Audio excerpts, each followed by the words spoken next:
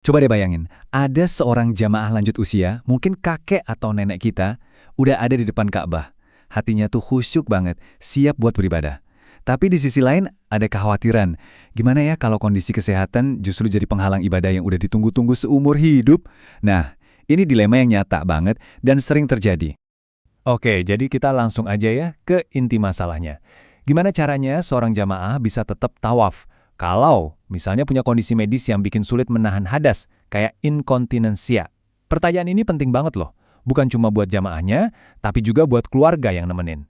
Gimana coba cara menyelaraskan tuntutan suci ibadah dengan keterbatasan fisik kita sebagai manusia? Untuk bisa menjawab itu, kita perlu mulai dari dasarnya dulu.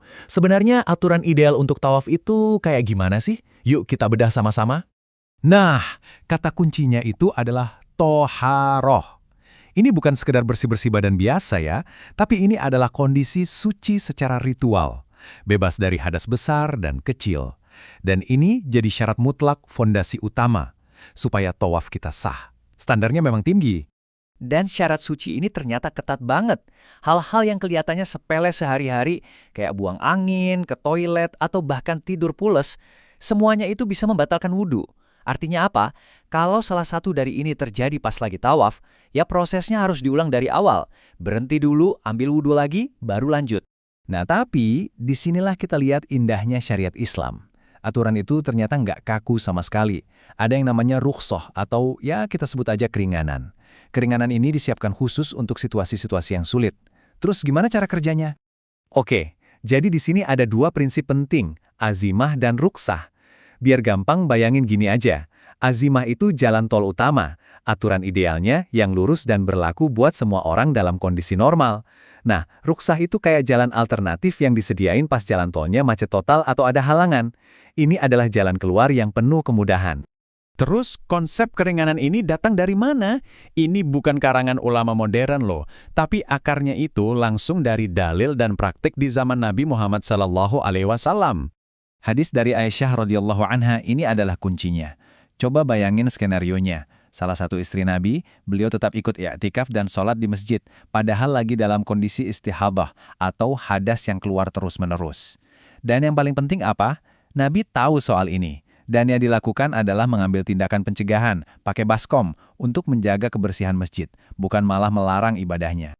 Jadi, poin utamanya di sini adalah, hadis ini jadi landasan hukum kalau ibadah itu tetap sah buat orang yang punya kondisi medis serupa, kayak inkontinensia. Syaratnya apa? Syaratnya, dia harus berusaha semaksimal mungkin untuk jaga kebersihan dan mencegah najisnya menyebar. Oke, itu kan buat sholat sama etikaf di masjid. Sekarang pertanyaannya, gimana caranya kita menghubungkan dalil ini langsung ke ibadah tawaf mengelilingi Ka'bah?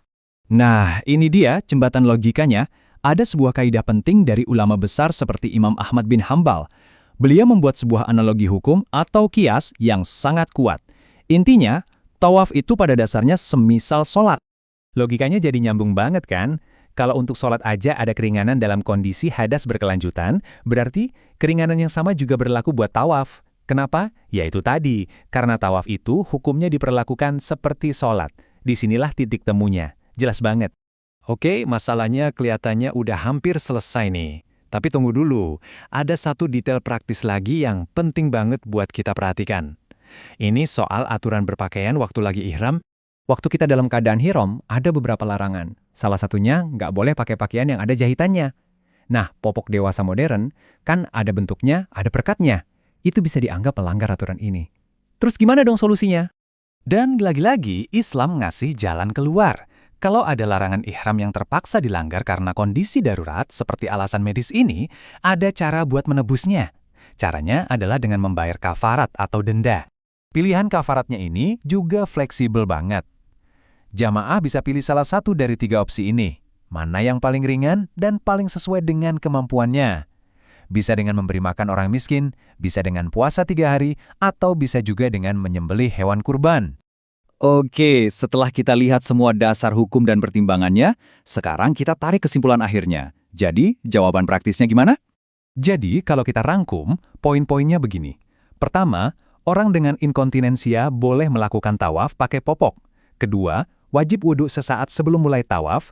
Ketiga, pastikan popoknya terpasang rapat ya, supaya nggak bocor dan mengotori Masjidil Haram. Dan yang terakhir, kalau popoknya dianggap pakaian berjahit, maka wajib bayar salah satu dari 3 pilihan kafarat tadi. Jadi intinya, niatnya dijaga, usahanya maksimal, dan sempurnakan dengan kafarat. Pada akhirnya, ini tuh bukan cuma soal aturan tawaf loh.